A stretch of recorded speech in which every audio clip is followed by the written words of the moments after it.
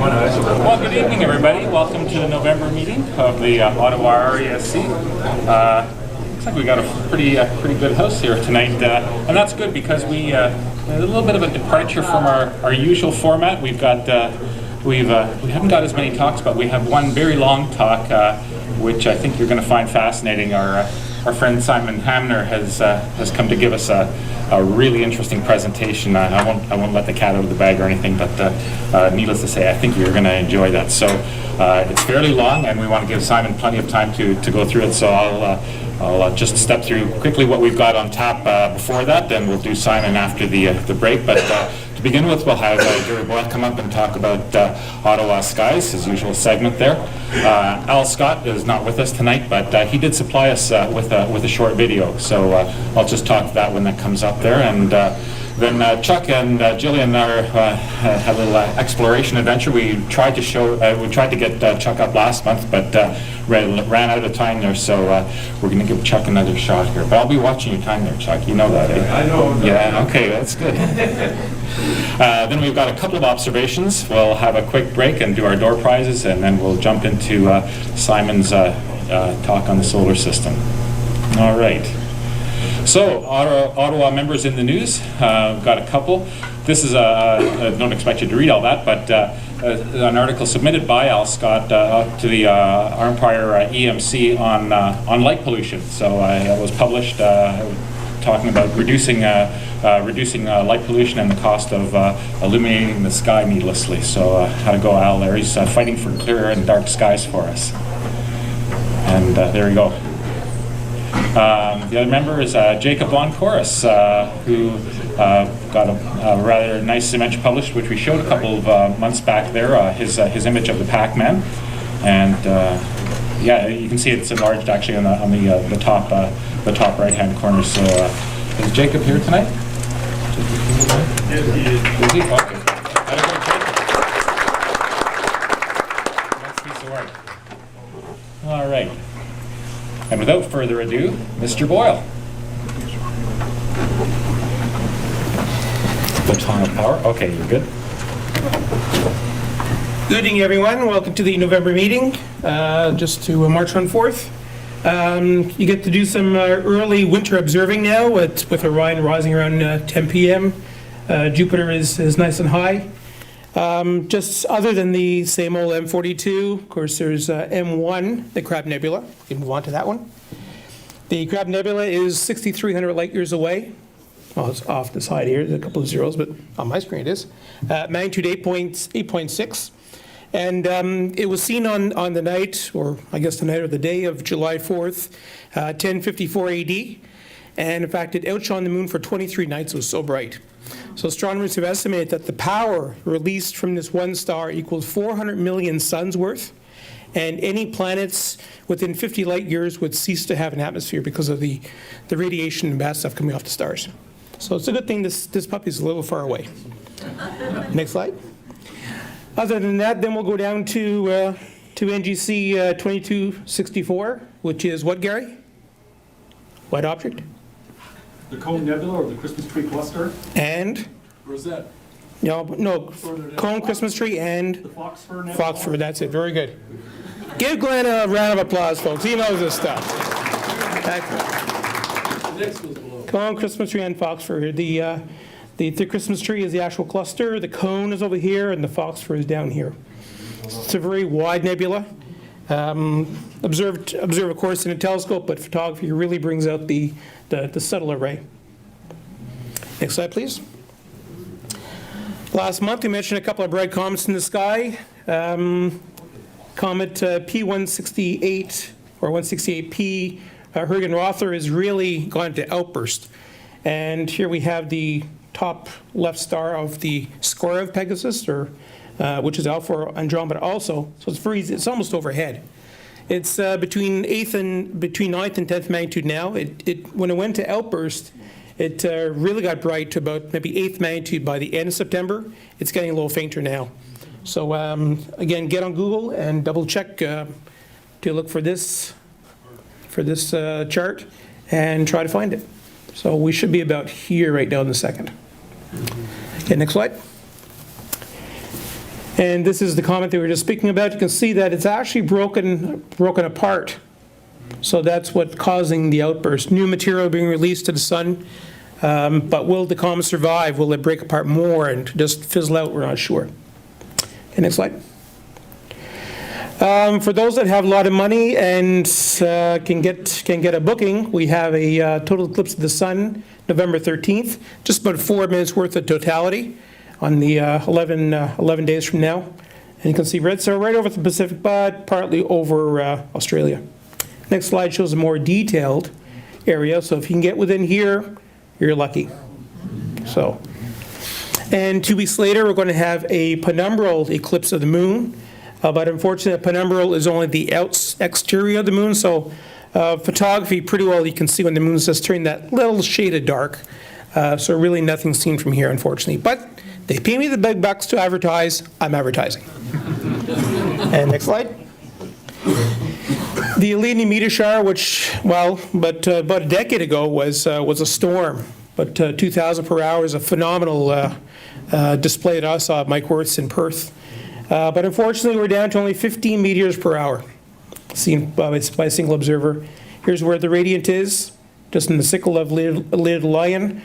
But hopefully the storm will come back in a few more decades. But always observe, you never know. Mother Nature could throw a curveball, but for now, the thread or stream that Earth is passing through is really not populated too much. Next slide. On the 27th, I forgot what the date down here, the 27th of November, you'll wake up to Venus and Saturn very close in the eastern sky before sunrise. So on the 27th, it's on one side, and then 28th, Venus is on the other side. So pick one or the other because we have such fantastic weather, it's always guaranteed. Next slide. On the 22nd, Jupiter will have one of its many transits of satellites around it. The 4 main satellites are Io, Europa, Ganymede, and Callisto. Going through the models, a lot of the observations are during the day on our side of the Earth. So the only decent one is still at 1:59 in the morning of Io. So I have the shadow ingress and shadow egress. Shadow ingress is when the shadow first appears on the edge of the planet, then followed by another 18 minutes later, then the actual moon itself can be seen against the background of Jupiter. Then we have shadow egressing, and then after transit of the satellite, egressing after that too. Next slide. And let's not forget this weekend, fall back 1 hour, and 2 when you're converting, don't subtract 5 hours from universal time for any major events in the Observer's Handbook. Okay. And here's just the synopsis of the various planets. Pick your favorite. Of course, you know with these two guys, they never move. Everybody finished with the planets? Next slide. And the lunar feature. We have the Beaver Moon. I don't make it up, I just report it. And it's the smallest beaver for 2012. Because it's furthest away, because the furthest the moon can be from the Earth is about 406,000 kilometers. And that's about it for the observations. See you next month. And last but not least, the last opportunity to purchase tickets for the annual dinner. 2 weeks from tonight is the dinner. So I really need to have people buy tickets or give me a check or commit something by next week. By the week before, I must give a definite number in, and we only have 34 tickets sold as of now. What? So 34. It said 34 tickets are sold. Pretty low, pretty low. I don't know, but we usually have about 60 or 70 people that show up. I'm getting a lot of door prizes coming in. There's binoculars, eyepieces. It's a good array of door prizes coming in, but just truly the meal is worth the price itself. Same price last year, $42 per ticket, cash or a check made up to the Ottawa Centre, RASC. And Dr. René Racine from the University of Montreal will be speaking on the quest for extremely large telescopes. And it should be a fun night, as we always have. So other than that, what's the date of it? you come back one, please. November 16th.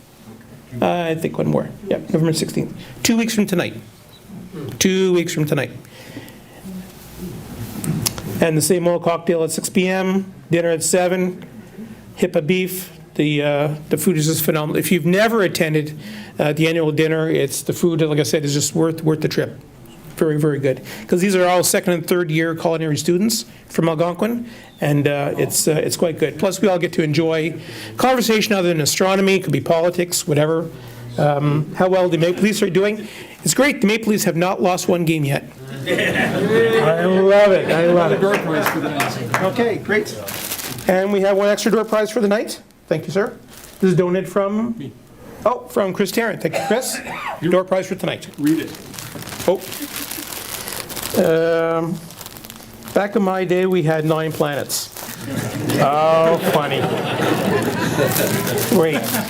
Is it my size? What size is it? Extra large. Extra large. Yes. I'm going to get 4 tickets. It Thanks. shows up on that table and I get 2 weeks. It's on the floor. It's on the floor. Okay, thanks, folks. See you during the break for ticket sales if you have. Thank you.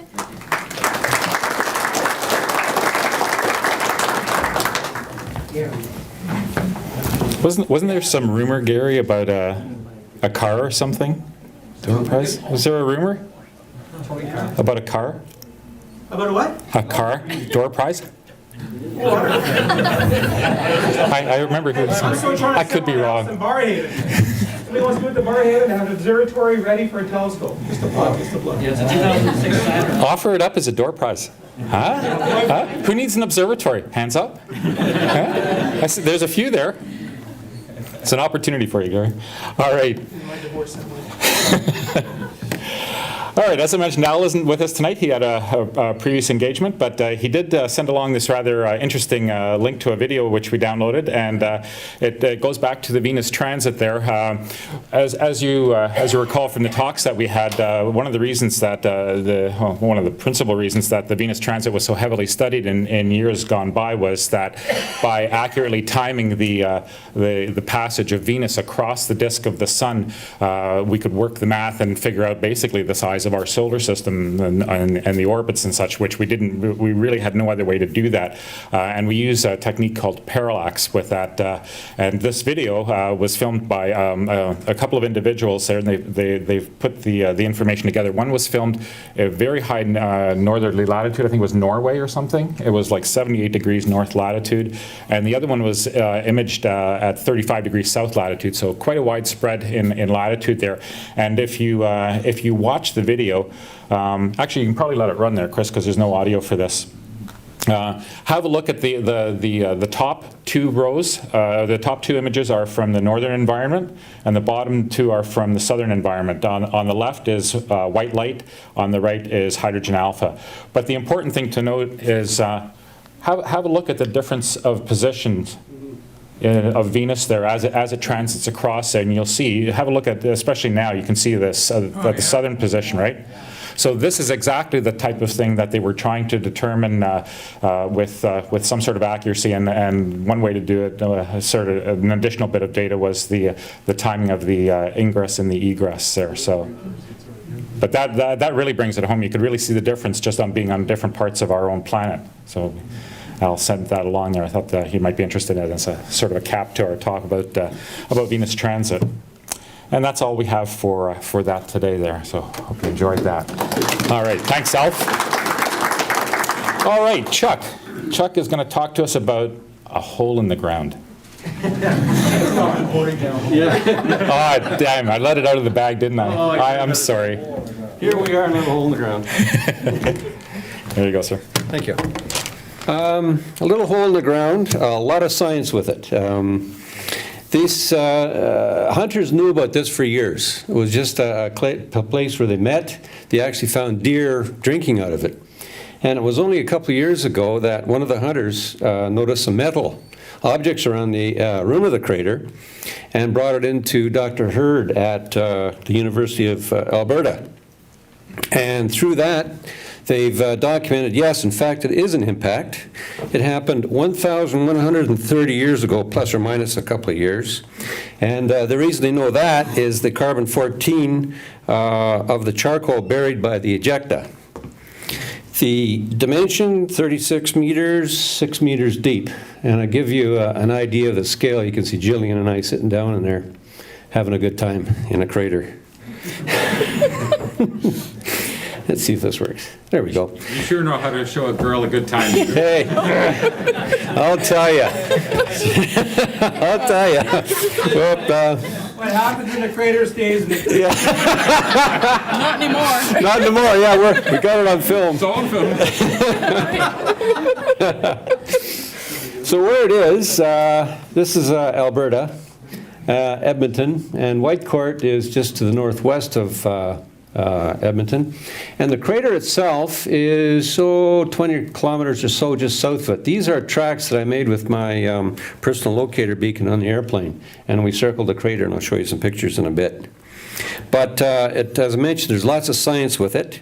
It is a brand new crater that has meteorites around it. It has an ejecta blanket.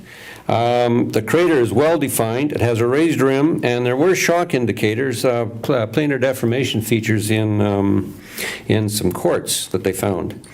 The bolide itself was about 1 meter across, and we'll get into that later. As I mentioned, there's lots and lots of science to do with this one. Some dimensions, you can see the contours and so on. And this image here is with the technology LiDAR. The crater was not discovered by LiDAR, but the crater was used to calibrate LiDAR, and I'll get into that as well.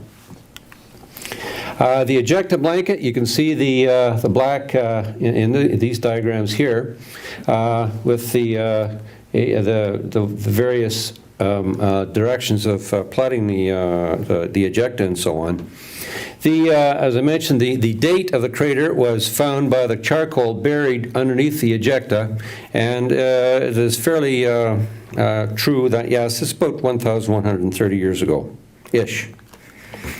The bolide itself, it impacted at an angle of about 40 to 55 degrees-ish, they suspect, and it came in from the southwest. The meteorites itself that we found were found to the northeast of the crater, most of them, but you can see there's meteorites all over the place. And there's a fantastic tale about these meteorites we'll get into in a second. The square around it is a restricted area. You are not allowed to collect meteorites within that. And part of the GA was a meteorite collection, and Jillian will describe that. But I personally thought, the place is going to be hunted out. There's not going to be one left, but you'd be surprised what we found. So, without further ado, I'll introduce my crater explorer, Jillian Sullivan. Hi, I'm going to talk more about the tour that we took of the crater itself. This took place this past July 2nd, the day after the wrap-up of the 2012 RASC General Assembly in Edmonton. This was a rare opportunity to visit the crater, which is a well-hidden gem, and we were lucky to be among the 30 who registered for this full-day adventure. After a 2-hour bus ride northwest from Edmonton to the town of Whitecourt, we began with an excellent presentation by Dr. Chris Hurd on the crater. Then it was off by bus again, until the road got too rough. The tour description had stressed that we needed to be in good shape and able to walk up to 90 minutes in rough terrain.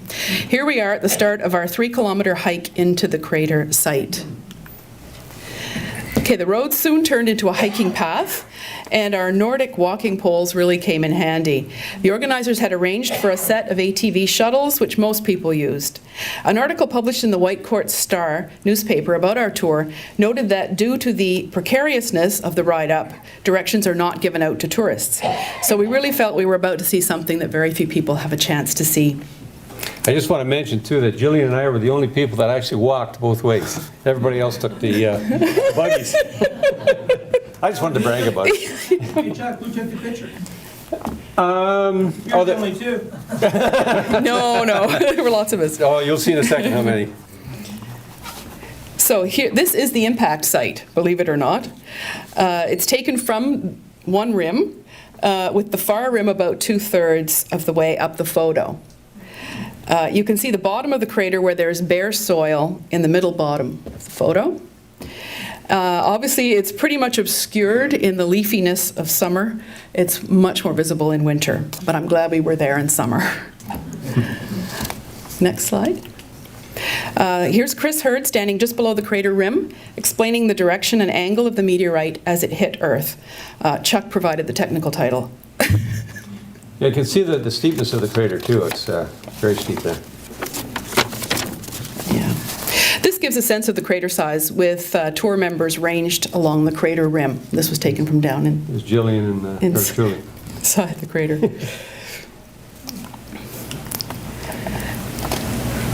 Okay, descending down into the crater. Finally, we got to go down and check it out. It really felt quite something, being down in the bottom, looking out of it. Once we got next slide. Okay, here we are at the bottom, and Chuck used his GPS to mark the exact location so that we could look for it later by air, see if we could find it. Next slide. With the crater tour part over, we broke into small groups led by local experts to look for meteorites. This was, of course, outside the restricted zone that Chuck showed you a bit earlier, the area that you're not allowed to look for meteorites in. For a couple of hours, we had the use of metal detectors and magnets, and here the detector was whining loudly, so we knew we had something. Success. The last step of looking for a meteorite can be rooting around in the soil with a strong magnet, like the one here. You can see there's a small meteorite clinging to the head of the magnet. I was amazed. There's wall-to-wall meteorites there. We were lucky in that our expert, the fellow there in the sort of the gear in the middle, had scoped out the area before, so we'd actually found some things in advance. Not everybody had that advantage. Okay, so here's another spot where the metal detector was going wild, and here's the result. 3 small pieces of meteorite. We should mention that our metal detector and magnets also located a number of nails and wire, a legacy of the long-gone homesteads in the area. Our little group was fortunate. Other groups found less or nothing at all. So we felt very good. It's not the size that counts, eh, Jillian?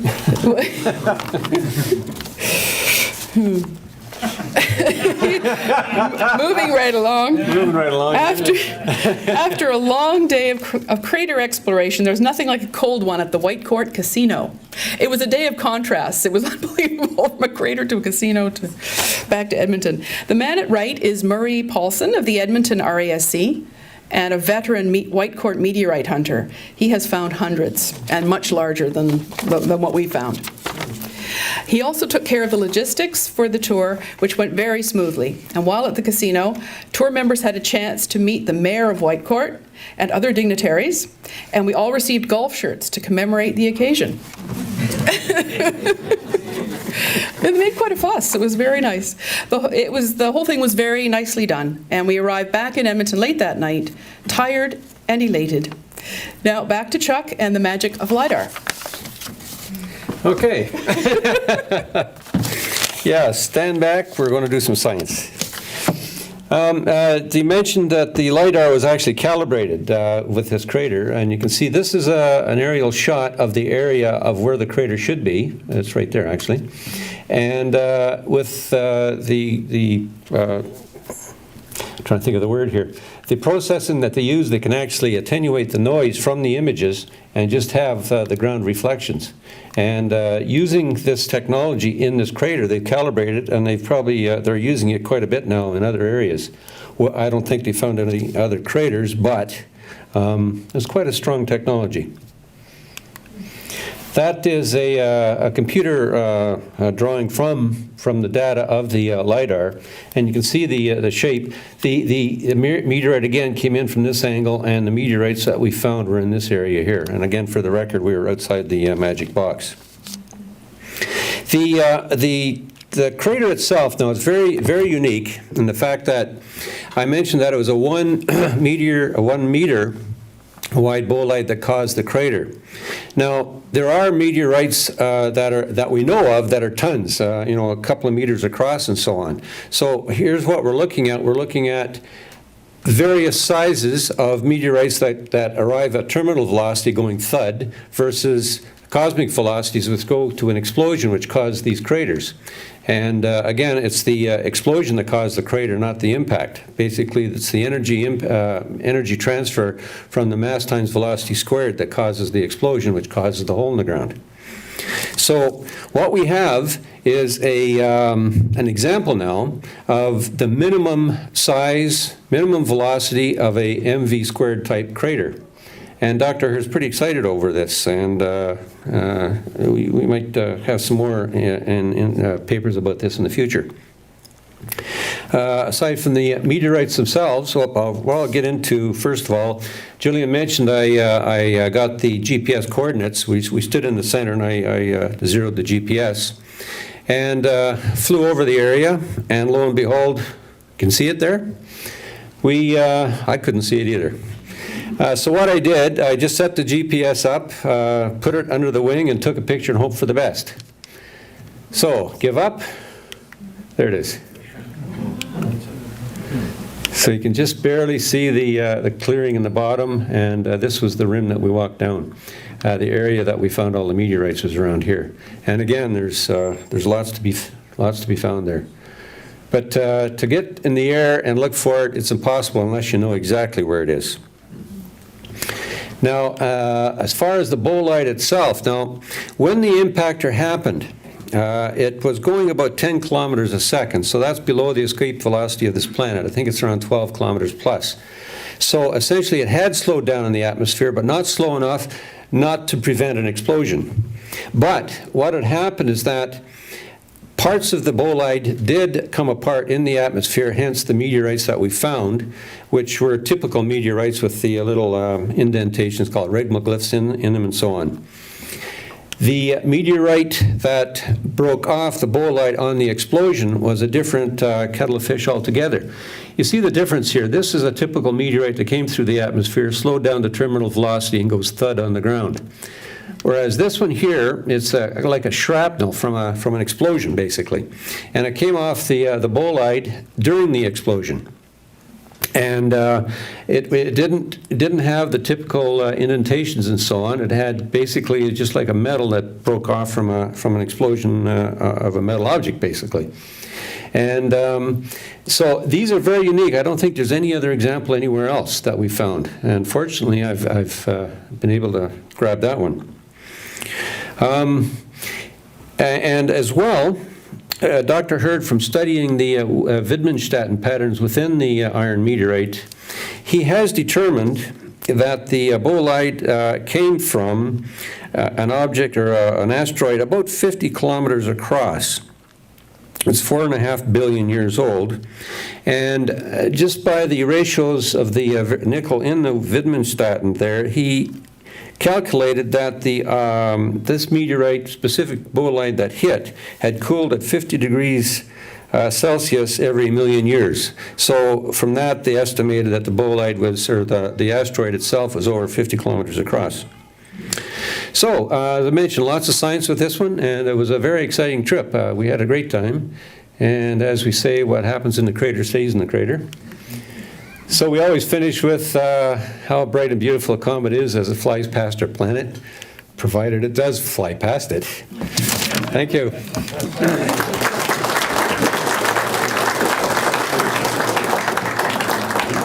Chuck, I had a question. Yeah. I'm just wondering, that looks like a very small impact compared to what we're normally...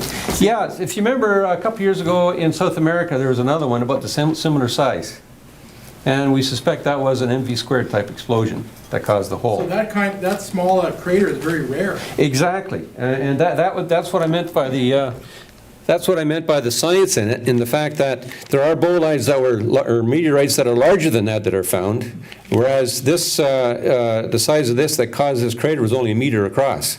So the very acute angle that it came in, maybe it was slower than other ones, maybe it impacted the Earth, catching up to the Earth versus impacting head on. All kinds of variables like that. But yes, this is a very unique crater in that it's so small, but it still is in fact a crater from an explosion. Kind of cool. Chuck? Yeah. Actually, I'm wondering, Chris, can you back up a few slides? There's one thing I noticed on one of the slides that was the LiDAR right up at the no, you had it This There. one? Yeah. So at the bottom, up at the top right-hand corner there, it looks like there's another indentation there, much smaller. You know something, I never noticed that before. Something for you to explore. Well, we'll just have to go back and look at that, Gillian. That would be the O'Dale Cloninger crater. Yeah. Well, the Cloninger O'Dale crater, I'll give it to you. That's a good point. Holy Mackinac, look at that. Seems like a little pit out in the middle of nowhere. I'm going to email Dr. Hurd about that. There's another one there too. Yeah, just below it. Right in here, yeah. So that, Just to the left. Right. well, there it is, yeah, right there. Oh, yeah. So it's in this area. Holy camoli.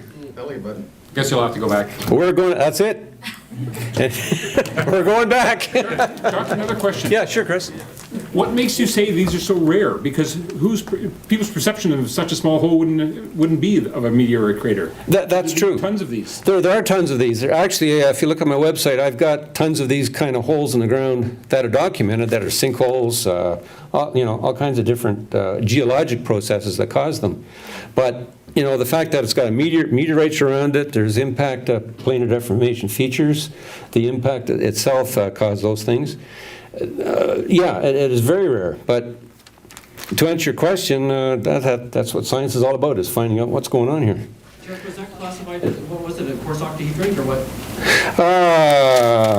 Got it on the website. I can't remember now. Say the question again, Brian. Was it a coarse octahedrite? So I'm just looking at the witness set and figure. Yeah, it's an iron. I didn't write it down, or did I? Just a minute. Did I write it down? Did I write it down? No, I didn't. I didn't want to get too technical. And Ron's not here, so he'd know. It's on my website, guys. Just look at there, I guess. Sorry about that, Brian. Chuck, could you explain that formation over here, too? Which one's that? There's what appears to be a hole here. Oh, yeah, there's A hit. Would those be hits? no, these, that's a creek here. It's a creek, and there's all kinds of dried up creeks. This formation right there. Yeah, there's all kind of dried up creeks around there. On the moon, there are sometimes multiple hits right in a row. Yeah. Sometimes impacts happen, and then you have the blump, blump, blump, blump, blump from the impact, yes. And of course, there's the Clearwater craters up in northern Quebec that are two meteor craters, lined up in a row from a twin bolide. So, yeah, I'm sure that was pretty obvious. So, but I'm going to ask Dr. Hurd about that one. I'll get back to you guys on that I think one. that was in the line of the ejector pattern Yeah, as well. exactly, because it came in like this. The meteorites are all here. So the heavier one would land first and the lighter ones later. That's right. Woo. I think Ottawa Center's got something going here. Anything else? Thanks a lot, guys.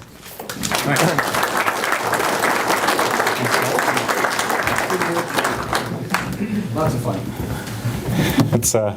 That's interesting, actually. I have a bit of a dovetail to your thing. I was going to mention it as part of my observations there, but I'll mention it now since it follows on the heel of your observation there, or your talk. 17 days ago, I was out doing some imaging, and I'm out about 20 kilometers past Almont, to the west of Almont, and at 1:05 in the morning, I saw the most brilliant bolide I'd ever seen in my life. I saw it come from the south, from about the south or maybe the southeast. I picked it up at about 30 degrees elevation, rocked overhead at about 55 degrees elevation, and I lost it in the trees in the northwest at about 25 degrees elevation. And that took about 2 seconds, so it was boogieing. And I thought, well, that's really cool. I wish I was actually imaging, but with a telescope and in a much smaller piece of the sky. Anyway, I went back to my work there. 3 minutes after I saw that, I heard double sonic boom.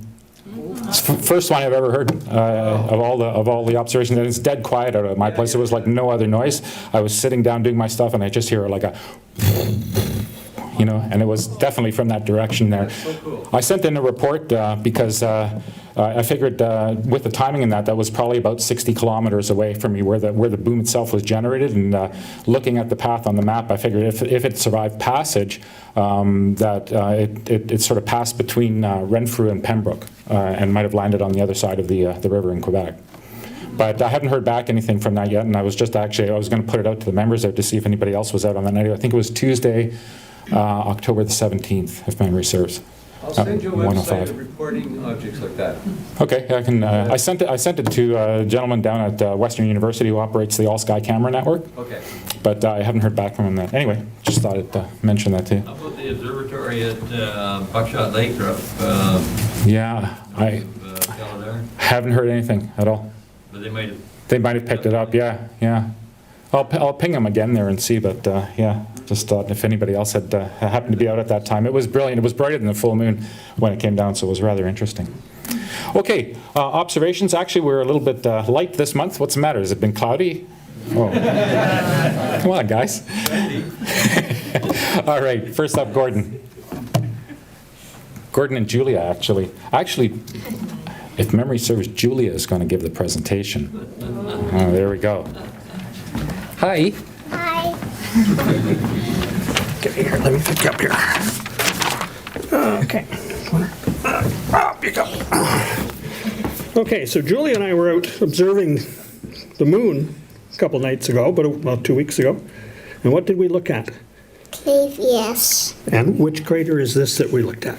Plato. Plato. And the second one you said was? Clavius. And what's the difference? What does Plato like? Smooth. And what about Clavius? Can we see Clavius, please? Clavius was bumpy. And what were the bumps? They had 3 craters. That's right. Very good. And then,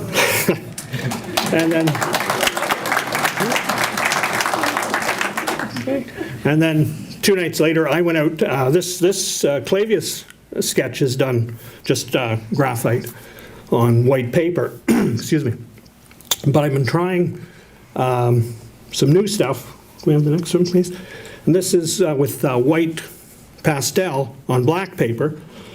I got treed out before I could get it to where I wanted it. But anyway, it's, whoops, which one do I want? Center button. Center button here. Okay, so this is Rost and Roste and Schiller. So, just a new technique I'm trying. Thanks. Well, thanks, Gordon and Julia. I've only got one image for you this month. This is one I, I shot in the late summer there. It's the eastern half of the Veil Nebula. The Veil is a supernova remnant in Cygnus. It's quite large. It's the supernova. Interestingly, we were talking about the crab and its detonation. This is believed to have detonated approximately 5,000 to 8,000 years ago. A little bit uncertain on the time there, as we are in the distance, but recent estimates put it at about 1,500 light years from Earth, so substantially closer than the star that generated the crab explosion. But this is a very large complex of gas and dust from the explosion. It's the full extent of it, when you look at the east and west, is about 6 degrees, or about 3 degrees or so, which makes it about 6 times the diameter of the full moon. So this is only the eastern portion of it, but yeah, very photogenic object, and that's a 90-minute exposure, a total of 10-minute subframes there. So. What were you imaging with? That was with an Orion Starshoot Pro CCD camera on an 80mm refractor. So, and that's all I've got for you. So what we're going to do, oh, Chris, you wanted, I'm next again. Oh, that's right. Okay. Yes, thank you for the reminder. Before we take our break there, I wanted to remind you again to submit any observations that you have. We're going to be awarding the 2012 version of the Paul Commission Observer of the Year award at the dinner. And so if you want to be in the running or know somebody that should be there, I need the data. So send me the data, and we'll have a look at it there. And the absolute drop dead deadline for that is November the 11th. So that's coming up quickly. So please, if you do want to be in the running for that, send me your observations. Up next, Simon Hamner, and I'm going to run to the back and start my video camera because I'm taping too, Simon. Thank you.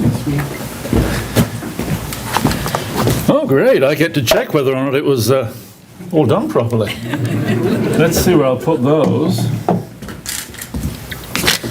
Is that for me to tape myself? You know, Julia is going to be a real difficult act to follow. Not only did she get her astronomy right, but she's a lot cuter than I am.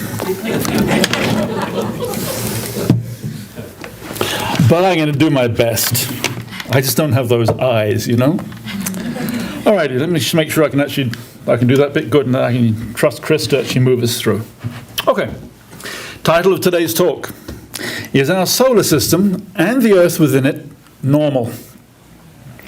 You know, NASA really is the true master of public outreach. Thanks to its multiple websites, the general public and the media, are now pretty savvy about astronomy. So it came as a great surprise to me over a year or so ago to realize that no one in my several rather broad amateur astronomy circles seemed to know that October 2010 to August 2012 had been declared the year of the solar system by NASA. By the way, that's their website for the year of the solar system. So I decided that I had to do something about it, at least locally. And I gave a set of talks here at the RASC Ottawa Centre on various aspects of the solar system, focusing on our moon, Mars, and Venus. But now, as we've gone by a formal end of the year of the solar system, I thought it would be a good idea to take more of a global, or should I say universal, look at our solar system, with a view to addressing the following question: is our solar system normal? Currently, modern astronomy is turning up scads of exciting evidence in support of the notion that the universe is likely teeming with exoplanetary systems around stars by the billions of billions. At the same time, professional astronomers and planetary scientists are busying themselves seeking rapid and sometimes, quite frankly, shoddy comparisons with our own solar system. And even the local media are now talking about super-Earths and habitable zones, the potential for water, and therefore the potential for life. Now, much of this astro chatter is based on the assumption that our solar system, the one we know best, represents a fundamental model to which exoplanetary systems can be compared. And this implies that our solar system is therefore normal, that it represents the rule, as opposed to the exception. But does it? So tonight I want to address three fundamental questions regarding our planet Earth and its place in our solar system, in our galaxy, and in the visible universe. Now, as you can imagine, this is a pretty ambitious undertaking and explains why this talk is going to be longer than my usual 20-minute vignettes. And these questions are, and we'll come back to this: is our planet really representative of a habitable world in a planetary system? Is it a blueprint? Or is it a special case? And the second question is our seemingly tranquil and stable solar system really representative of planetary evolution? And again, is it a blueprint or is it a special case? And finally, the third question, is our galaxy representative of galactic environments within this universe as we know it? So let's start with the big picture first, and then we'll close in on our home planet. Next one, please, Chris. So, how normal is the Milky Way? Next one, please.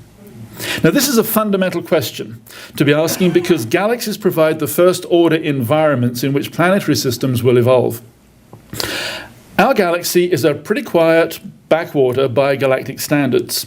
It's a large, multi-armed, barred spiral with a supermassive black hole at its center, but luckily for us, that black hole is not very active, at least not right now.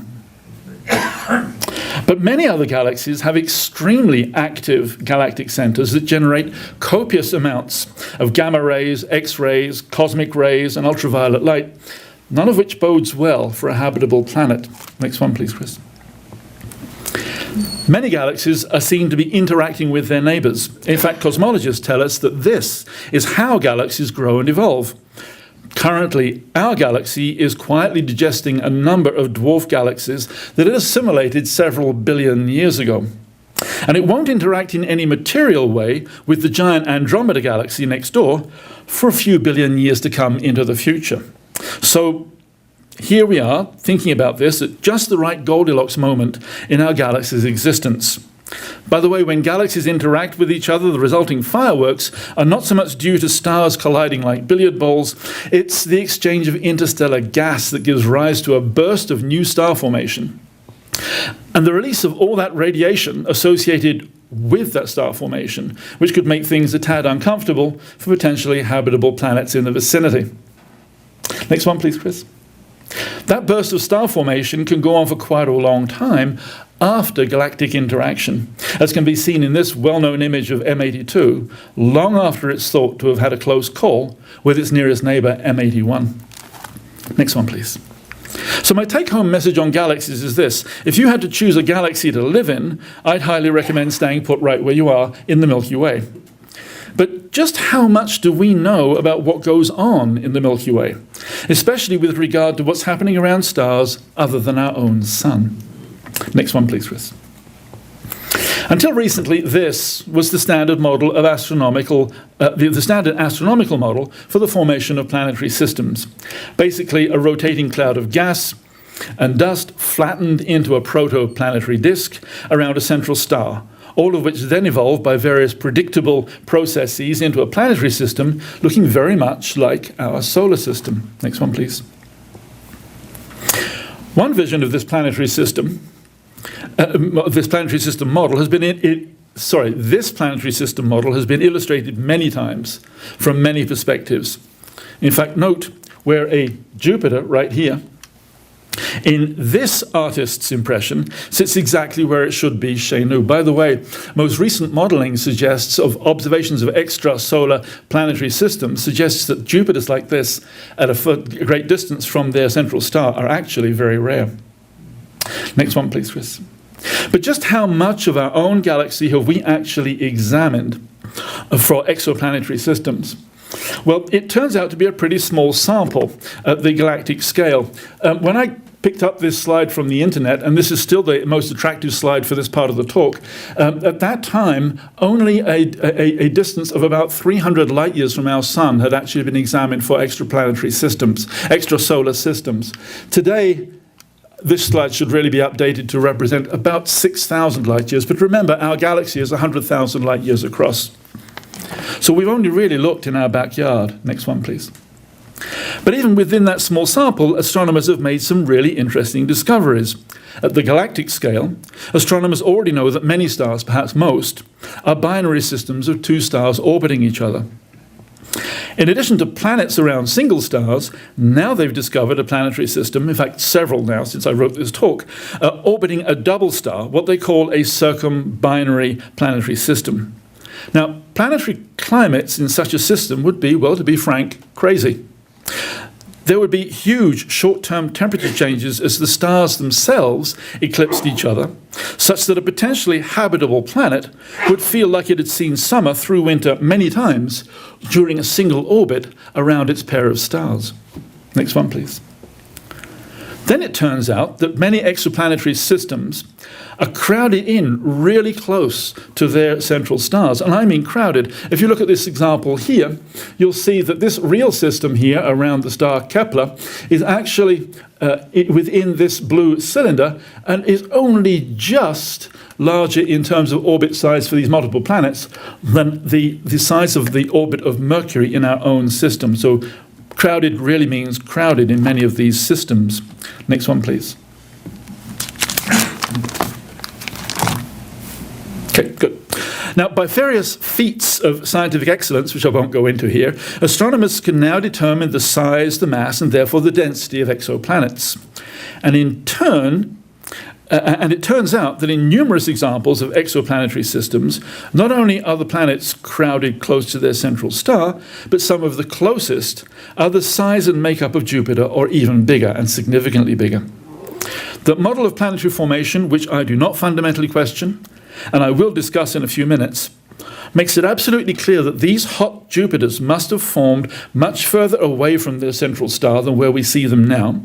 So they must have migrated inwards towards the star. And in so doing, they would have eliminated all the planets that had formed in the inner part of the solar system, either by driving them into the central star or by booting them out of the planetary system and into interstellar space. Such orphaned or rogue planets have already been detected roaming between stars in our galaxy, by the way. All I can say is this: thank goodness Jupiter stayed where it is. Or did it? More on that later. Next one, please, Chris. Astronomers have also determined that unlike our own solar system, many exoplanetary orbits do not lie close to the equatorial plane of the central star, the ecliptic plane that planetary orbits of our solar system approximate to.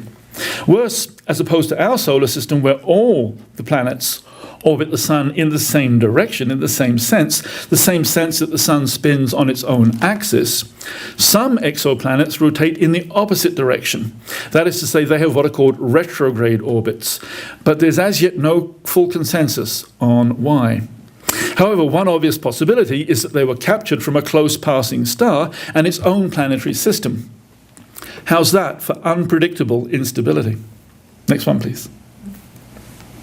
Now, put all this together, and it turns out that crowded, non-equatorial, retrograde orbits and close-in gas giants are to be expected, as opposed to being exceptional.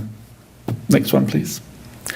And if this wasn't complicated enough, it turns out that many exoplanetary orbits are both markedly elliptical and eccentric with respect to the central star, as shown in this representation of an eccentric exoplanetary system compared with our own solar system.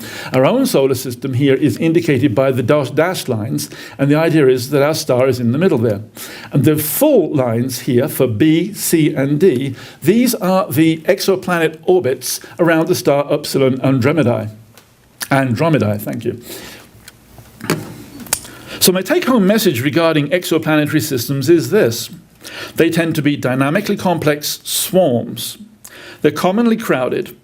They're highly unstable, with giant planets playing cuckoo and booting potentially habitable inner planets out of the nest. Next one, please. All of which now brings us to our own solar system. Now remember, from 15th to 16th century Copernicus to about a few years ago, astronomers thought of our solar system as the epitome of stability. Little did they know. Next one, please, Chris. But you can see why readily. All of the elements of our solar system, approximately scaled here for size, from planets to asteroids to comets, can be represented in an image such as this. But this does not really tell the story. Next one, please. This is a better representation, inasmuch as it emphasizes the division of the solar system into inner rocky planets, those that we know and love, from Mars out to Mercury, or into Mercury, and the outer gas and ice giants. And here we've illustrated the moons of key moons of Jupiter as well. But it too is lacking in accuracy. Next one, please. Now this image, while not scaled for distance, underscores the fundamental structure of our solar system. Small rocky planets in the interior, separated from the gas and ice giants in the outer parts by an asteroid belt located between Mars and Jupiter, so located about here. And lo and behold, there's Ceres actually in the asteroid belt. And all of these elements orbiting in the same direction, prograde in the same elliptical plane, equatorial to the sun. I don't mean that all the asteroids are necessarily doing that. It all looks so simple and orderly, doesn't it? Next one, please. Even what's called the standard model for solar system formation and development looks simple. And that model goes something like this. Once upon a time, about 4.5 billion years ago, there was a solar nebula that was hot in the interior and cool in the exterior. Next one, please. The sun evolved in the center of the rotating nebula, and the surrounding gas and dust developed into a protoplanetary disk. During the first 100 million years of solar system history, planets grew in the protoplanetary disk by a process called accretion, for which there are various interpretations among astronomers, but we won't go there just now. And because of the original rotation of the solar nebula, a property referred to as angular momentum, all of the planets orbit the sun in the same direction as the sun rotates on its own axis. Next one, please. Now, the rocky planets in the internal part of the solar system, and most likely the rocky cores of the gas and ice giants in the outer part of the solar system, formed at least in part by the clumping together or progressive accretion of primitive components of the solar nebula known as chondrules. That's these little blobby things here, which you can see here in 3D. You can see in section in both these pieces here. These admittedly weird objects have the same chemical compositions that closely resemble that of the dust component of the solar nebula itself. Next one, please. through a combination of heat generated by the accretion processes themselves, transforming the kinetic energy of the moving material into heat, plus the breakdown of short-lived radioactive elements. The early planetoids heated, melted, and differentiated into what we recognize today as rocky planets with iron, nickel-rich metal cores, thick rocky mantles, rich in iron and magnesium, and thin rocky crusts, rich in silicon and aluminium. Next one, please. And here are the rocky planets, just to refresh your memory. And if we jump to the next slide, in principle, this process of accretion also applies to the cores of the gas and ice giants. Next one, please. But our solar system includes more than just the sun and its cortege of planets. The sun and the major planets are embedded in a disk of comets, asteroids, and minor planets, known as the Kuiper Belt, itself surrounded by a hollow sphere of mostly comet material, referred to as the Oort cloud. The Oort cloud extends about a quarter of the distance to the nearest star. So we're talking just under a light year here in terms of radius. Keep this nested geometry of the solar system in mind, as we'll return to it shortly when we look at how the solar system evolved in its early years. Next one, please, Chris. I mentioned minor planets just now. These, of course, are the mostly spherical objects that were so important in the recent and controversial demotion of Pluto from major planet to minor planet status. That's an ongoing debate. I'm not going to get into it here. It's best developed over a glass of whatever does you good and whatever keeps you mellow. Next slide, please. Well, until a few years ago, that pretty much was where the standard model for the formation of planetary systems ended, apart from a slight complication at about 4 billion years ago, when a whole load of collisional impacts occurred throughout the solar system, leaving planets and moons with the major scars on their surfaces, craters and multi-ring basins that we can observe today. But I'll explain that in just a minute. Suffice it to say for now that this well-known complication was perhaps the first sign that our solar system had had an exceptionally dynamic past. And as it turns out, the deviations from the standard model include things going backwards, as well as inwards and outwards with respect to the sun, and planets which actually swap their orbits. In short, the current model for our solar system has become rather complicated. And this is what we're going to look at now. Next slide, please, Chris. Now, during the past decade, as astronomers renewed their interest in the solar system, and it is actually fairly recent, they began to realize that there were some intriguing observations and questions that the old standard model for planetary systems could neither explain nor answer. These included, first, the Great Bombardment at about 3.8 billion years ago, when planets and moons throughout the solar system were pummeled by massive asteroid and comet impacts. Why did it start so late? About 700 million years after planetary accretion was over. And why did it stop? Second question that they couldn't answer. Theoretically, Mars, a rocky planet, should have grown to about the same size as Earth and Venus. Two other rocky planets. Mercury is another story. Why is Mars so small? And what stopped it from growing bigger?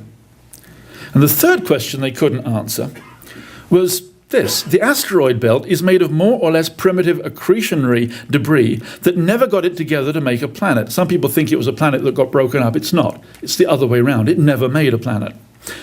And the questions they couldn't answer are these. Why is the asteroid belt zoned with drier material in the inner part of the belt and wetter material in the outer part? Now, the answers that astronomers have come up with for these questions stem from a computer model, and it goes like this. In the beginning, at about 4.5 billion years ago, while the planets were still forming, Jupiter migrated towards the central star of our solar system. Probably because leftover material in the solar nebula was slowing it down because of friction. As it did so, it interacted gravitationally with the accretionary material that was feeding the growth of Mars, booting that material out of the Martian orbit and thereby stunting Martian growth. Remember, this is a model, a computer model. Observations of exoplanetary systems would have predicted that Jupiter's inward migration would have continued to within the orbit of Mercury. But things didn't play out that way, obviously, or we wouldn't be here talking about it. Instead, something remarkable happened that made Jupiter turn around and migrate outwards again. According to the computer modeling, the remarkable event was that Saturn began to follow inwards towards the Sun, caught up with Jupiter, and developed what's called a 2 to 3 orbital resonance with Jupiter, meaning that Saturn orbited the Sun twice for every 3 orbits made by Jupiter. Planetary physicists tell us that this not only slowed Jupiter's inward migration, it sent both Jupiter and Saturn migrating away from the Sun. Though through a loosely described, or through a loose sailing analogy that Brian McCullough can explain better than I can, this part of the model of planetary migration is known as the grand tack. And as I say, it occurred during the first 100 million years of the life of the solar system. What comes next? Next one, please, Chris. What comes next is still a little fuzzy. It's not that I'm fuzzy on it. I've actually written to the folks that put these models together. They are fuzzy on it. So the fundamental science here is a little fuzzy in getting to the next step. But around 700 million years later, at about 3.9 billion years, the orbital resonance of Jupiter and Saturn evolved from 2.3 to 2.5, meaning that Saturn now orbits the Sun twice for every 5 orbits made by Jupiter. In order to accomplish this, Jupiter and Saturn now migrate even further from the Sun. Well, guess what? Uranus and Neptune made of all this gas giant planetary migration, they migrated outwards too. In so doing, they encroached on the comets, asteroids, and minor planets of the Kuiper Belt and the Oort cloud. As you can see in this image here, all hell broke loose. All kinds of Kuiper and Oort materials were flung both into interstellar space and into the solar system itself, leading to the Great Bombardment at about 3.9 to 3.8 billion years. Pretty much by definition, all disturbances are transient. And when this one was over, the Great Bombardment had gradually petered out by about 3.5 billion. But during the outward migration of the gas and ice giants, something astonishing happened. Here, at about 4.5 billion, you see this purple orbit out here? That's Uranus. And this sort of a bright green orbit, that's Neptune. This, of course, is the Oort cloud and the Kuiper belt. Move through to the end of the Great Bombardment at 3.65, and what's happened? In fact, it happened at 3.9 to 3.8. The green ring of Neptune is now outside the orbit, the purple one, of Uranus. These two planets have swapped orbits, or they've swapped positions. Now, this part of the model, the planetary migration model, is known as the Nice model, after the town in southern France where the scientists lived who put this model together. The physical explanation, the physics behind the grand tack and the Nice model are quite beyond me. I'm just a simple geologist. But maybe the likes of Rob Dick, Al Scott, I can always talk about Al, he's not here, Bob Olson, I know you're there, Bob, could explain it to us one of these days in nice, easy words. In addition to explaining the size of Mars and the timing of the Great Bombardment, all the tossing of interplanetary accretionary debris and comet-like materials inwards and outwards that is predicted by the model leads very neatly to the zoning of the asteroid belt in terms of wet versus dry asteroids. A very neat model indeed, but remember, it is a computer model. Next one, please, Chris. So now stop for a moment and consider the significance of this concertina-style model of the solar system, because this is going to be the take-home message for our solar system as a planetary system. Both Isaac Newton and Albert Einstein would agree that two bodies orbiting a third through gravitational attraction represents an inherently unstable system. This is the classic three-body problem. To be blunt, wait long enough and it'll come apart at the seams eventually. Yet here we have 8 major planets orbiting the Sun. And the outer part of the solar system behaves like an accordion, initially contracting and then expanding, with some pretty large pieces of astro real estate being flung into the interior of the solar system if we're to judge by the size of the impact features we see on our own moon.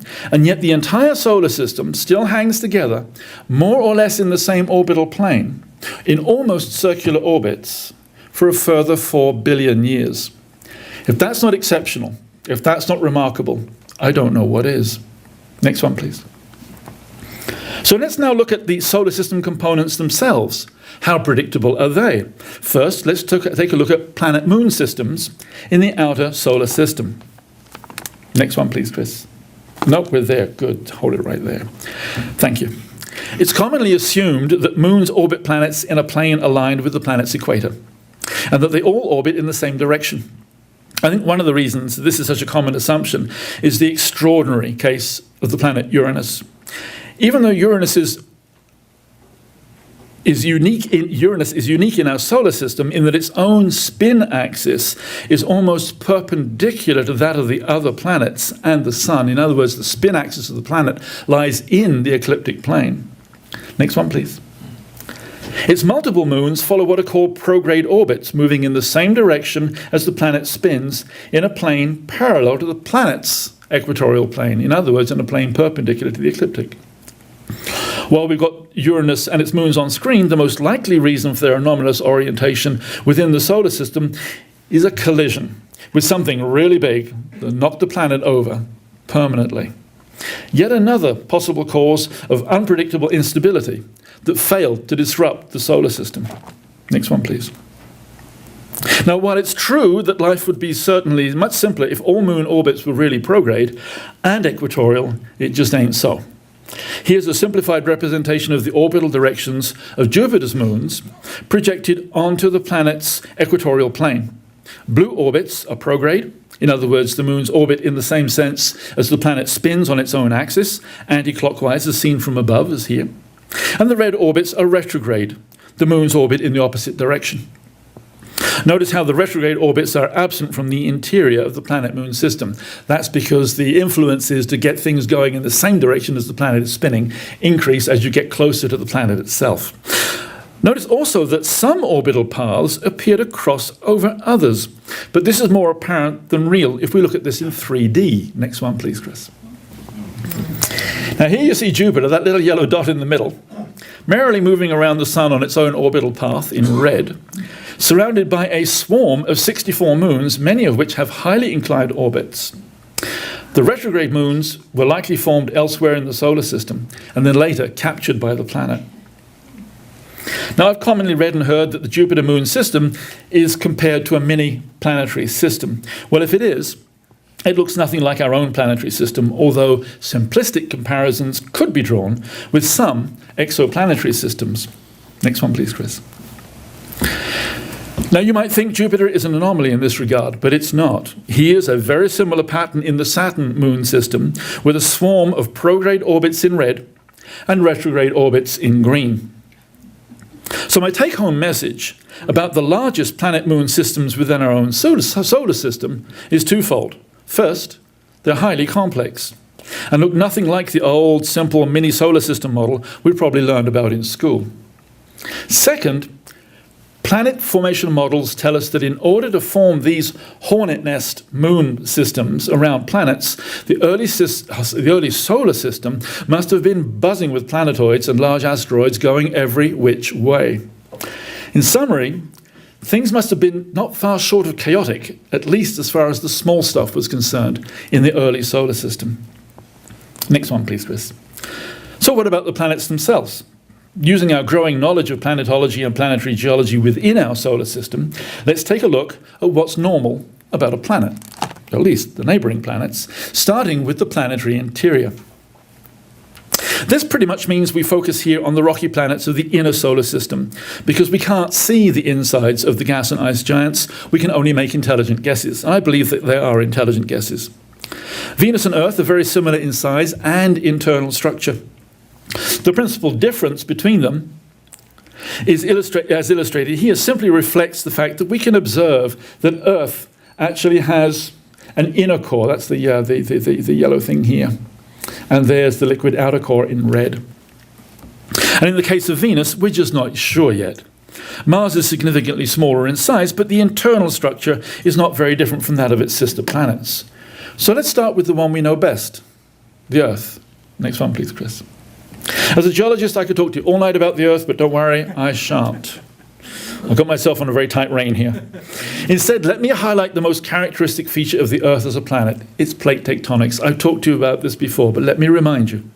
Thanks to plate tectonics, the Earth has continents that break up, they move apart in response to new ocean floor material being created at what are called mid-ocean ridges. And you can see them here in the Pacific. You can see the most famous one coming down here through the entire Atlantic. And they're all over the place here in the Indian Oceans and the Western Pacific.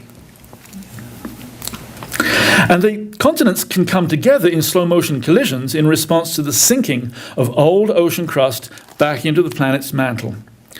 The sinking of the ocean floor creates volcanic arcs, such as the islands of Indonesia and the Andes of South America. So here are the Andes, and the islands of Indonesia are over here.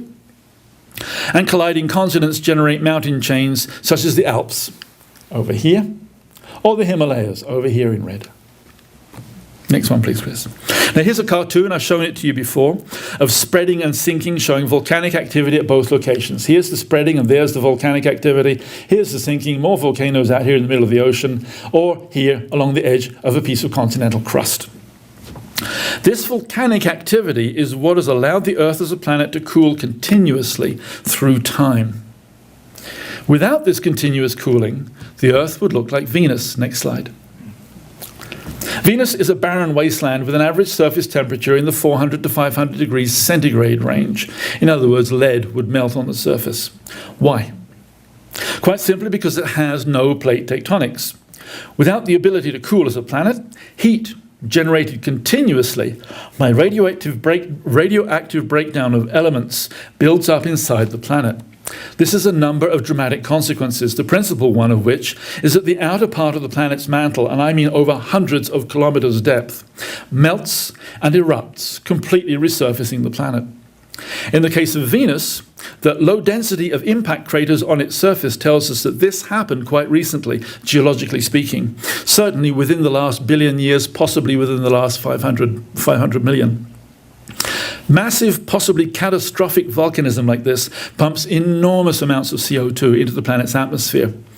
And we know what CO2 can do to planetary atmospheres, especially to this extreme. They go up.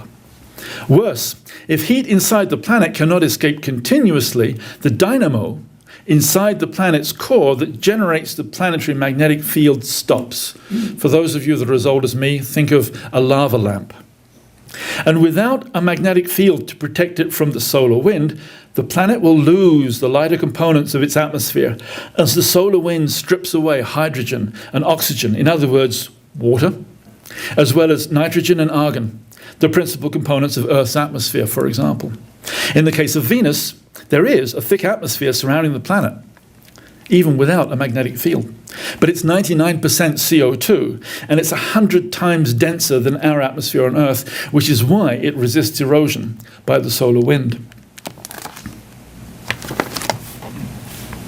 Next one, please, Chris. I should have shown you this for magnetic field, but it's just really wallpaper. You can get the point about magnetic field protecting the planet. Next one, please, Chris. And we're on track. Sorry about that. I got carried away.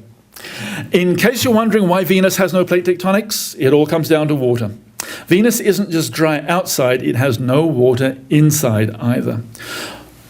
Water has a remarkable effect on rocks, even at very high temperatures and with lots of geological time.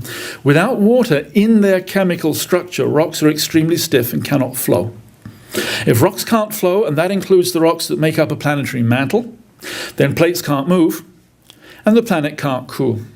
You'll find a detailed examination of this issue that I presented here over a decade ago on the RASC Ottawa website under the articles page. And I've got to thank Chuck for actually updating that section there quite recently. The URL is actually down here for those in the front that can see it. Sorry, I couldn't put it at the top.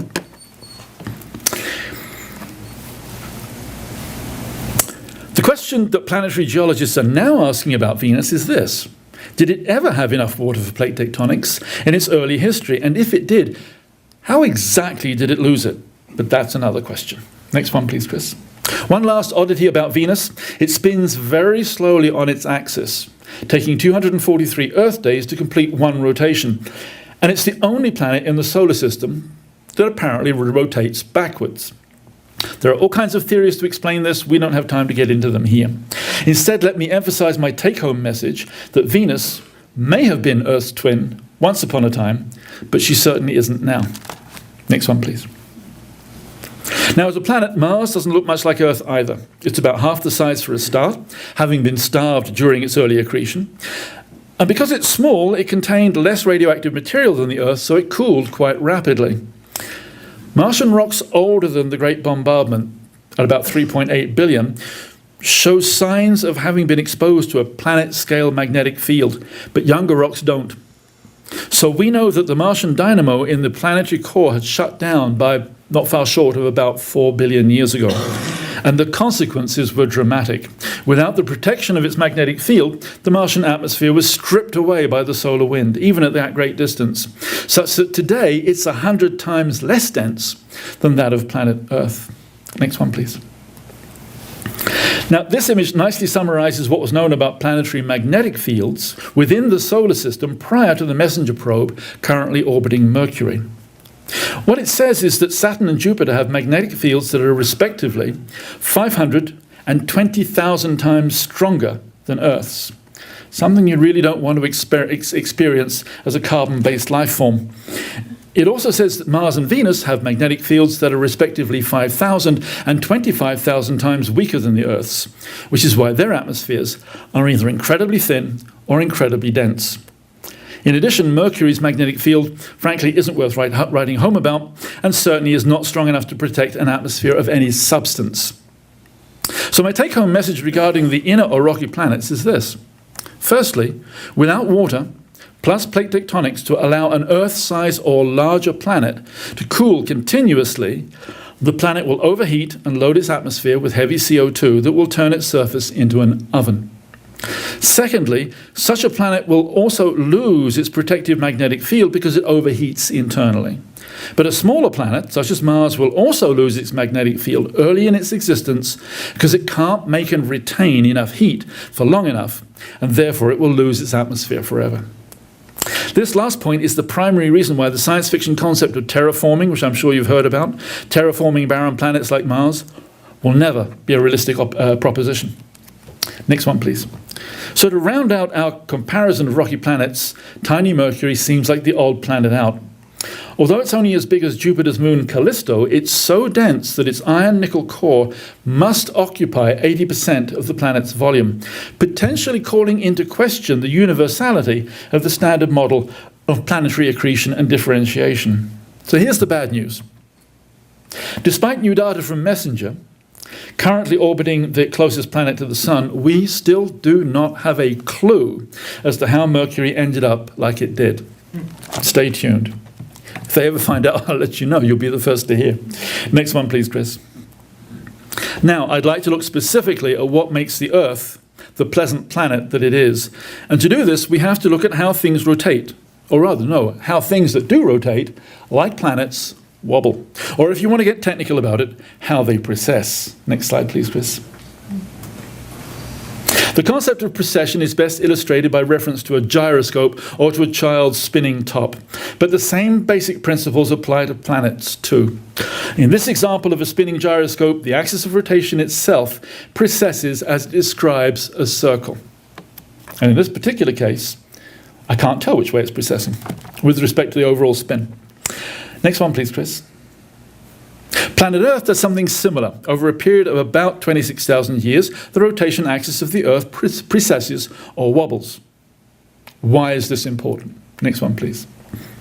It's important for two fundamental reasons that help explain why Earth is such a pleasant planet. First, the tilt of the Earth's axis with respect to the ecliptic plane of the solar system, about 23.5 degrees at present, is what produces the annual cycle of the seasons. For example, here you see the Earth's axis tilted with respect to the Sun, which lies off the screen to the right, such that more sunlight falls in the southern hemisphere, which experiences summer temperatures. Second, this is the important part. This is a very stable, long-term configuration on the scale of hundreds of millions, possibly billions of years, which means that climate zonation of the blue planet remains stable even if climate itself changes over the shorter term. In other words, a new period of global glaciation will always start in the polar regions of the planet. Next one, please.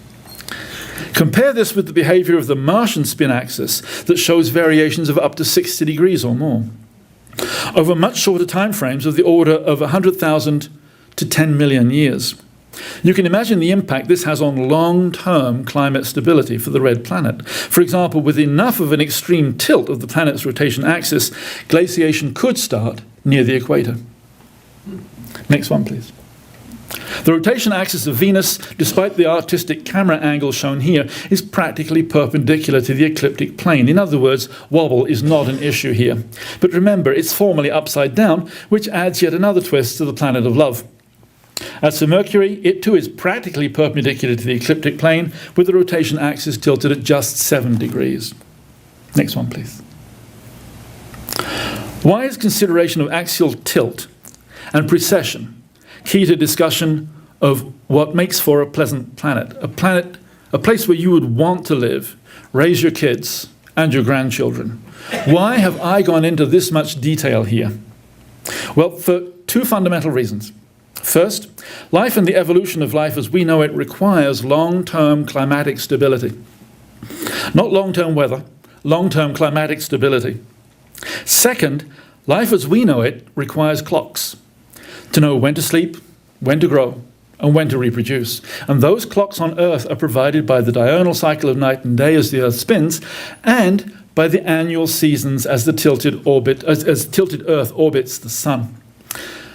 A recent report by German scientists indicates that a planet with a tilt of less than 5 degrees would develop extreme temperature gradients between a hot equator and its frigid poles, and that zero tilt would lead to thermally driven total collapse of the planetary atmosphere.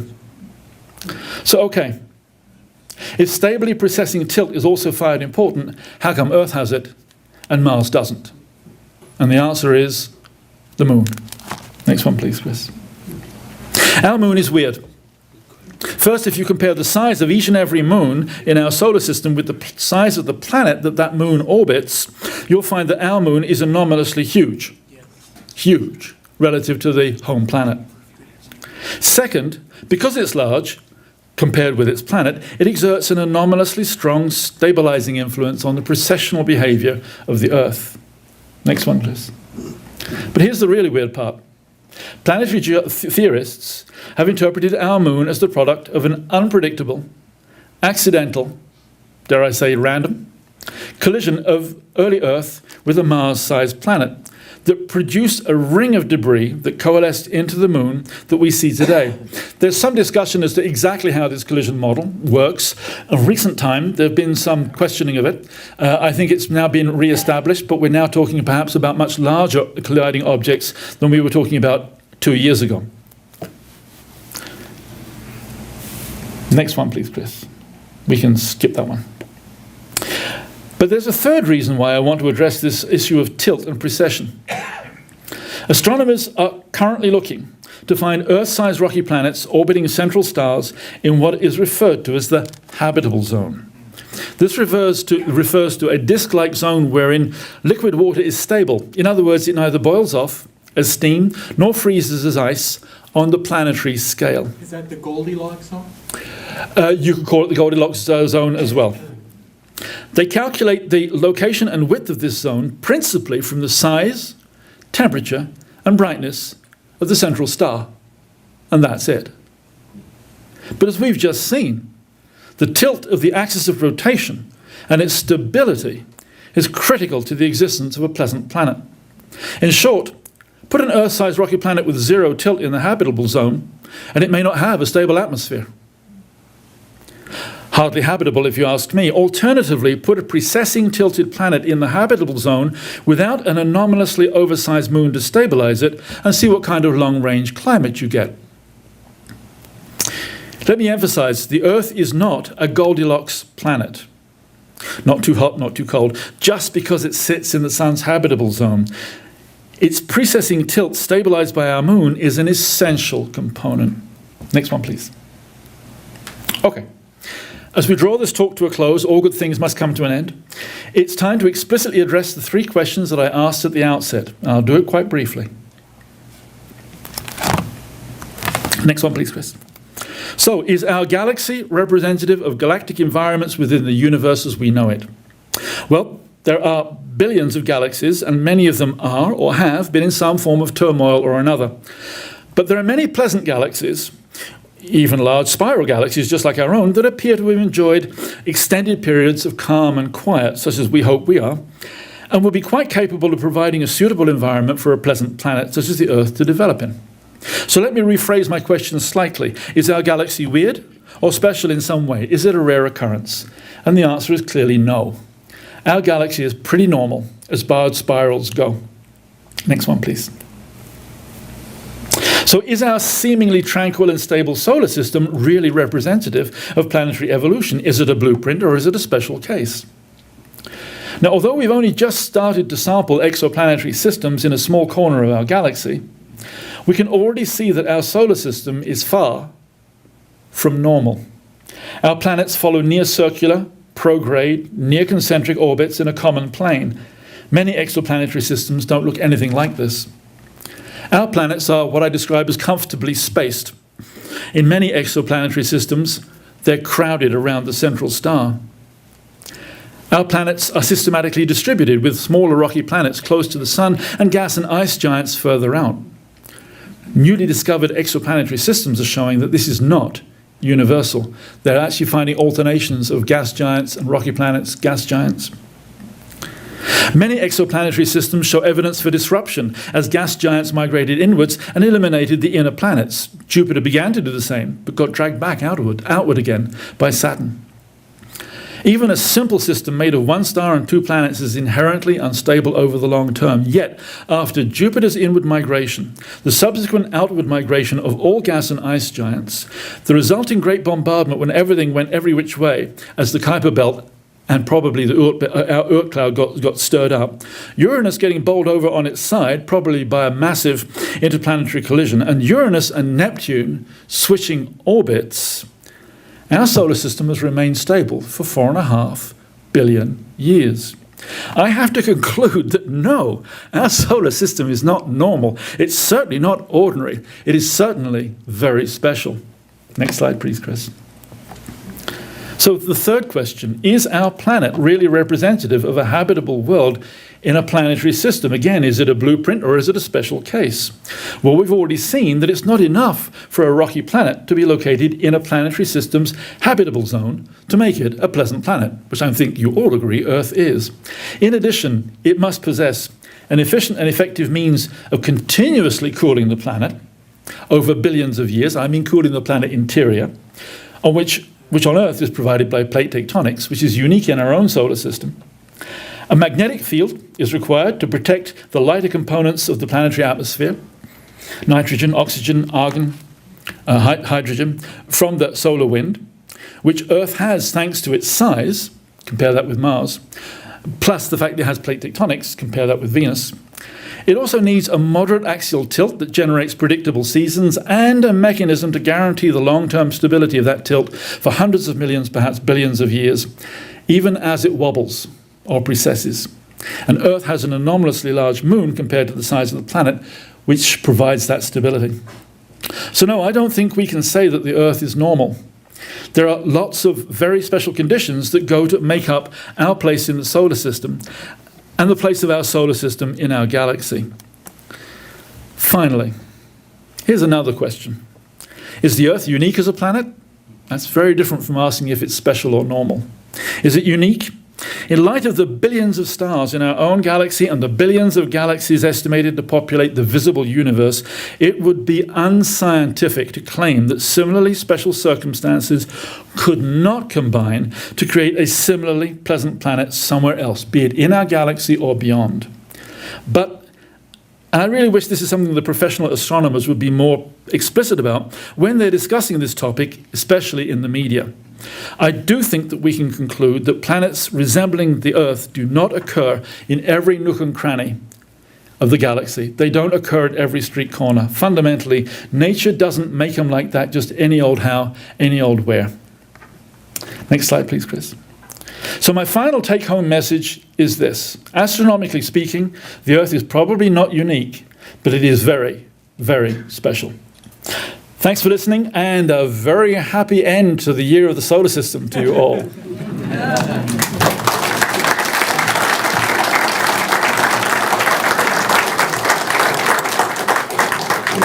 open the floor for a few minutes for any questions. Go for it, Chuck. Okay, yes, Simon.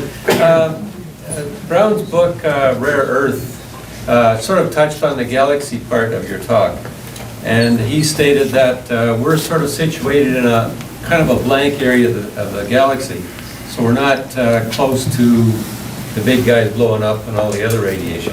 That's part of our specialty, I guess. Well, even though our galaxy is nice and quiet and tranquil, it doesn't mean there aren't all kinds of things popping off within it. By tranquil, I mean with respect to collisions with other galaxies or the black hole in the center.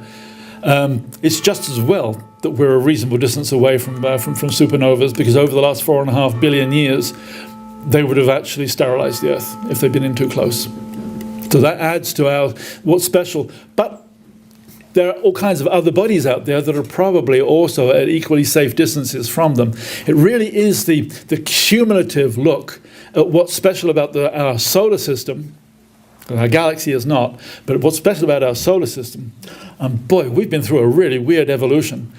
And then the actual situation of the Earth itself, plus its moon, of course, and its plate tectonics, and its tilt. There are just so many variables that lead to our very special case.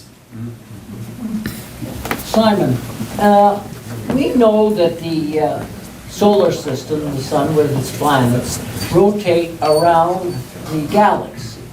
What's to say that as we rotate, we do not run into or get close to another large star, which would probably create havoc in the solar system, even at, let's say, 1 light year away or 2 light years away?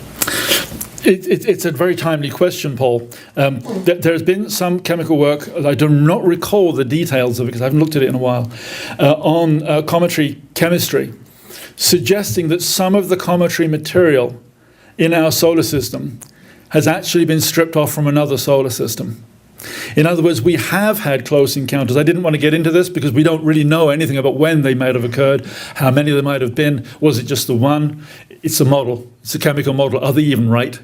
But the chances are that throughout our history, there have indeed been these kinds of encounters. So again, the stability of our solar system is quite extraordinary. But I don't know what the statistics on those kinds of interactions might be.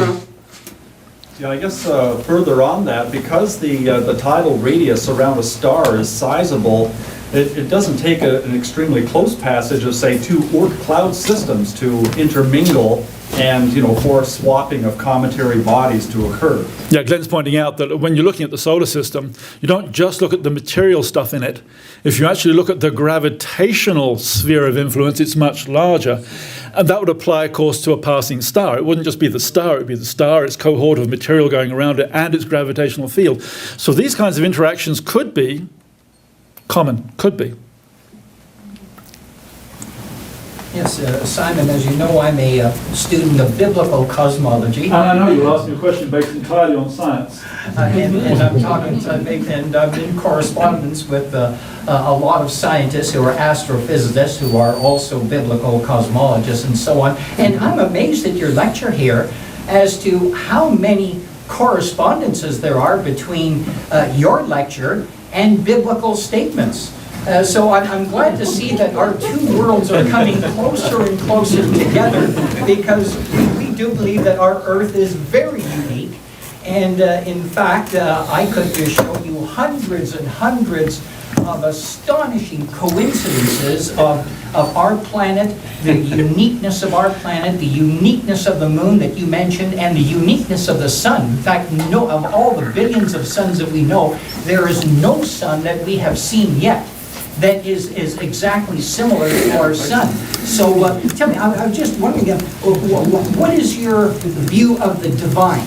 And do you think that all these millions of coincidences just happen by accident?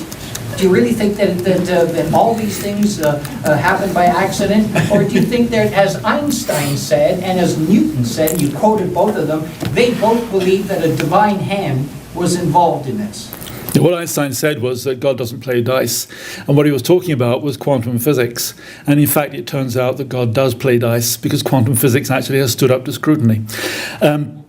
My perspective on accidents, when you actually look at the physics involved, you look at the statistics involved, what you actually get are random events. They're not accidents if we knew everything about every particle as Newton originally thought. If you did know everything about every particle and the history of everything in our galaxy, we probably could actually work out exactly how things came together. But the essence of science is observation, measurement, repetition of those same experiments, and then moving forward towards modeling which is then predictive. And if the predictive models are able to actually predict what we're observing, you can start to have some confidence in them. All it takes is one more observation to show the model doesn't work, and it's back to the drawing board. But that is the essence and the nature of science, divine or not. Simon, I actually have two questions. The first is on your closing statement. The Earth is unique. It's just a matter of time before we do find another planet like the Earth, is what you're saying in that statement, right? Let me rephrase your point. The point being made is that the Earth is not unique, as I'd said, and eventually we will find another Earth-like system. Given the limitation on the speed at which you can do anything, speed of light, this could become purely philosophical. Supposing there is another Earth on the other side of our galaxy, And the other part is... we're not going to know about it. The other part is the gravitational constant hangs very important in everything you've said here. If the gravitational constant were actually different in other parts of the universe, it would throw everything else out, wouldn't it? Yeah, but the only serious proposition for variation in the gravitational constant, and it's very much a minority view, is that at the scale of bodies the size of galaxies, as you go from the inner part of that galaxy to the outer part of that galaxy, that the gravitational constant may change, and that might then account for the variation in speed of objects orbiting the center of the galaxies, which currently the majority view suggests that there's a thing called dark matter, which we can neither see, smell, touch, or hear. And that's a bit of a shock when you consider that the majority of the universe is considered to be something we can't actually touch. Are you saying the gravitational constant is different? No, I'm saying there is a minority view, essentially put forward by a professor of physics, astrophysics out of Hebrew University, which has suggested that you can actually account for the orbital characteristics of galaxies if, at the scale of matter, at the scale of a galaxy, if there is a variation in gravitational constant, but it's localized. Okay. Thank you. And it's very much a minority view. Time for one more in the back. Yes, Simon, you've been essentially some of the points you've been raising are actually only come into fruition or thought about in the last decade or so, and that's rather intriguing because even when it comes to the biochemistry, we're starting to realize that even life itself, what we have here on the Earth, could actually be very rare. Whereas there are other biochemistries around in the studies of extremophiles and so on that actually push that envelope even more. So it's not only that the Earth may be a relatively rare event, but also life as we see it here may be rare. The life itself may well be, you might be able to find them on other worlds, but not necessarily with our biochemistry. Well, there's an interesting model. So much of astrophysics is models. And a really interesting model was published about 3 months ago, which suggested that, in fact, during interactions of star systems, it would be possible for a passing star system, which actually already contained the seeds of life, to pass them off. Now you say, well, hey, this is nothing new. We've known about this. It's even got a name. Fred Hoyle came up with this called panspermia. And this is true. But every time anybody did the calculations, the speed at which the star was supposed to pass us was such that nothing would actually get from them to us or from us to them. I forget the details, but somebody came up with a justification for moving star systems much more slowly. And if you do this, it then turns out that the statistical probability of exchange of particles between the two solar systems goes up enormously. Now, the consequence of this was, and this is just exchange. You don't know which way the exchange has gone. And the conclusion of that paper, and it's only one paper, said, look, if this is anywhere near true, then this swapping of material may be very, very common between star systems. And if that is the case, then this concept of panspermia may be universal. Take it or leave it. This is the beauty of science. Somebody comes up with another great model until somebody comes along and knocks it down. I wouldn't have raised this if you hadn't actually put the one on the table, Rob. Thank you. I'm going to ask you not to go anywhere for a second. Simon, I've known Simon for a few years now, and Simon is like an elusive particle, like a neutrino or Higgs boson. So while I've got him here, I'm going to take care of a piece of business that, because of his elusiveness, has eluded us.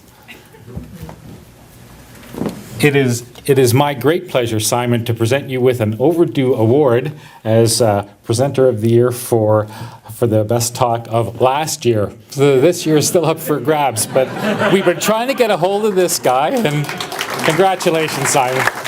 Thank you all. I much appreciate it.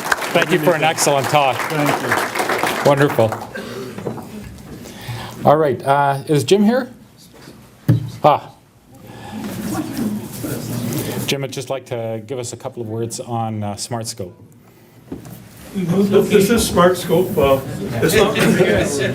I wanted to show you that I can take pictures too. I went to Paris to take this picture, and this tower got in the way. So the moon is not that good. But anyway, I'm still making the effort. A couple of things on SmartScope. We're still alive. We're still moving. We've dealt with two issues this month. We've got rid of the old camera, the Apogee 7 that we bought in 2000. I phoned California to ask them about it, and they said they wanted $500 to look at repairing it. We had it for 13 years and never got it to operate. So we've decided to get rid of that, and I'm talking to council now about getting a new camera. I don't know a thing about cameras, about CCDs, so I'm relying on their expertise. We're talking about it for perhaps next year. Right now, it's training. All the mechanicals, the electricals are there for SmartScope, and a couple of our members have been playing with it. Wolf Luncher and I went out 2 weeks ago and basically threw the software into panic. We don't have anything working, so we've asked expert members to come out again, hopefully this week or the next week, including Paul, and see if we can get it working again. And then we'll start training our members. We were trying to transition from the technical side, the technical side of getting everything running to an operational side. So the idea being that we take the technical people who have assisted us so far and give them the operational experience. We can have 4 or 5 key people who know how to run it, and then we'll keep bringing new members such as yourself out occasionally and brief you so we can have a running team of expert operators. Anyway, that's it. Thank you very much.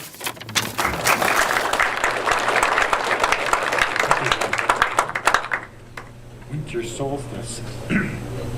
At the museum there, we are looking for some volunteers for the winter solstice event. So if you've got your authorization and you are looking to help out in any capacity, we would welcome your presence there. As well as outdoor observing, and time is from the 21st from 7 to 9 p.m. Did I miss anything on that, Chris? It's the last day of the... Oh yes. I remember when I first took this podium in January, I said that, December might be my last meeting and our last meeting. So it's a countdown, folks. December 21st. Are you ready for the end of the world? Yeah. I may only have one more meeting to go. That'd free me up with some time. Anyway, we'll see what happens. We still got about 7 weeks for that. Good stuff. Eric, Eric wanted to just have a few seconds of your time here. Just a few seconds, just to let you know, we're all updated on DVDs. I had a busy summer, so I caught up on the editing. All of the DVDs are available up till October in the library. If you remember, you can sign them out. If you've done a presentation and you want a copy, just let me know. You can approach me here, or I'm also on the directory list, so if you want a DVD, just email me. Did anyone get all that Simon said tonight? I got most of it, but not all of it. That's why we've got these. We preserve everything that he says on these. Thank you. Thank you, Eric. All right, just a few wrap-up notes. Estelle's pick of the month, and I know you're here, Estelle. Aurora Watcher's Handbook. This might be very timely. We are starting to see increased auroral activity, and we're expecting that to increase even more in the coming year as we reach solar max. Post-meeting, yes, Estelle's here. Al is not. Coffee outside with Art Nan. Also, who's got calendars? They're out there as well? Okay, good. And we will have our meeting at Kelsey's for those of you that are interested. And yeah, there we go. 122. And I thought we had a good attendance tonight. Thank you again. It says 132, but I haven't changed the slide. Really? Oh, okay. Well, there we go. 132. Thanks again for all contributors there for the excellent presentations tonight, and to the museum for having us. And I think we have one more slide there. Yes. So just a final reminder, the dinner meeting is in 2 weeks from tonight. See Gary if you're all interested for tickets. The next meeting for our center, November 30th, 4 weeks from tonight. And we will have our annual swap table just in time for either for Christmas or for the end of the world. You know, they're both in around the same area there. So just to remind you there. And also, Chris reminded me again. I should be reminding you folks periodically. If you do have something that is of interest to you that you'd like to come up and talk about, and I've actually had a couple of people approach me independently in the last couple of weeks. If you do have something that you'd like to present, feel free to come up and talk to us. We'll help you organize a presentation if you haven't done it before, and we would welcome your view on things astronomical and space related. You can send ideas to either myself or Chris. My email address is down there. And I think, is that it? That's it. That's it, folks. Thank you much, and we'll see you in 4 weeks. Bye-bye.